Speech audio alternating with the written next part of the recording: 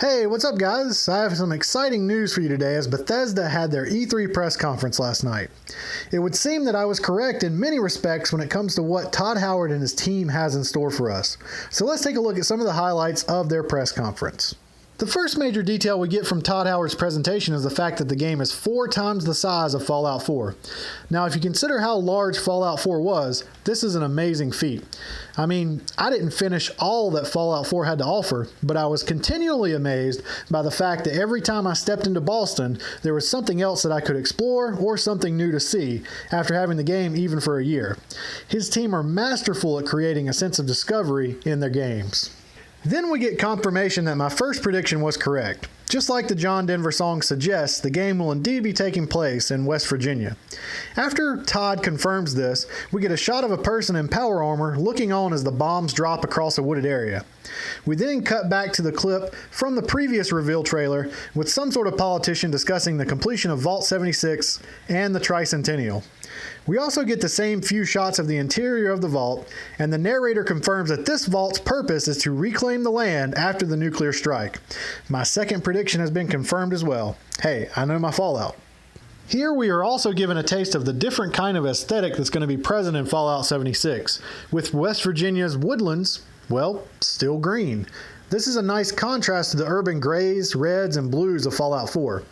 We're also given a few glimpses of enemies and locations that are going to be present in the game, including a nuclear power station, some sort of hulking brute, some characters walking past the power armor, most likely worn by the guy at the beginning of the trailer, a place definitely similar to the glowing sea in Fallout 4, and the West Virginian Capitol building.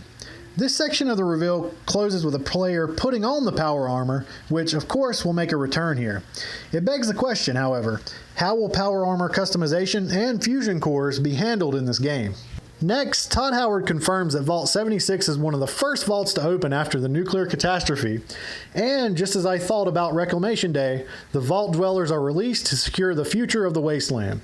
We are also shown some actual gameplay in the form of a player venturing out into the world after grabbing his Pip-Boy and having a discussion with Codsworth.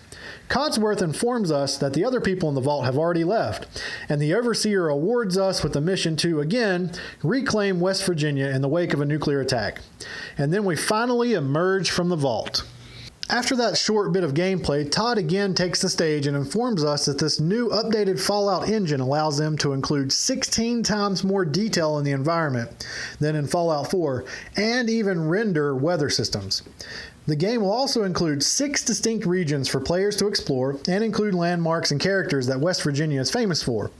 For example, a magazine in the game features the Beast of Grafton, which is similar to a Bigfoot and it supposedly lives in the forests of the area. It is interesting also that it seems to be headless, as sightings of the creature detail the fact that it looks like it doesn't actually have a head. It's awesome that Howard's team is including these types of little connections to the area, as it shows they're going the extra mile to create a sense of wonder and nostalgia in this game. Next, we get confirmation that Fallout 76 will indeed be a multiplayer game. I've wanted this feature ever since first playing the series, and I'm glad Todd Howard and his team have decided to include it. He said that servers will be capped at a certain number of players, and my guess would be about 16 or so.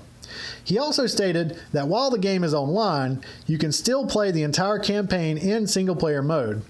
He then emphasized that the game will be focused on survival, and all progression will follow your character from server to server. Another awesome point Howard makes is that players will decide who the heroes and villains are in this world. Of course, that means that aligning with certain factions will play a role, but I also think that means that the karma feature from previous games will be making a return and affect how other players exist in this world. It would be awesome to be able to identify the players on a server that are good or bad, so players could plan ahead on who to possibly team up with and who to kill on sight. Then, to go along with all the other amazing details shown off here, we get to see a firefight between 2 players, one wielding a rocket launcher and the other an MG. Apparently, when you kill another player, you're going to be able to loot their body just like any other NPC. I would also like to see a proximity voice chat feature here so you can talk some trash while you're doing it.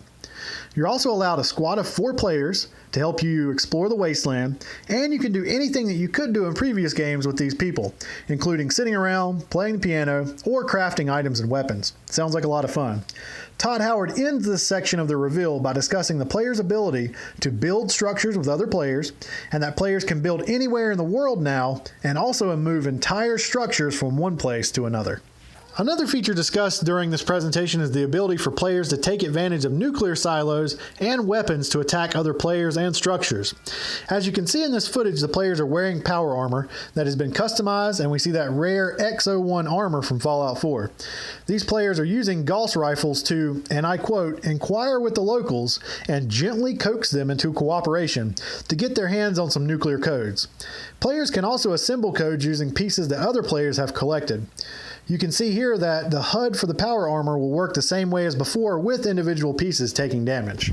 After collecting all the pieces to a nuclear code, players can simply pick a spot on the world map and nuke it, completely destroying everything in the target vicinity. After nuking an area, rare items are created and can be looted according to the narrator. Now, I am all for allowing players to have these types of tools and the freedom to be able to use them, but this does make me a bit hesitant about how players will actually use this online. You are always going to have those players that try to exploit features like this and will be complete trolls. Hopefully, Bethesda has some safeguards in place to make sure that this does not happen. Lastly, Howard states that there's going to be a beta for the game, but doesn't give any details about the date. Apparently, we were also getting a special edition of the game that includes a glow-in-the-dark map, Fallout pawns to place on the map, and an actual life-size wearable power armor helmet. How awesome is that?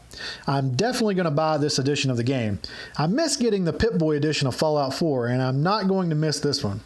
To top everything off, we get a firm release date of November 14th of this year. Another prediction I made that has came true. When Bethesda debuted Fallout 4 at E3 in 2015, they released it that fall, and Fallout 76 is following suit.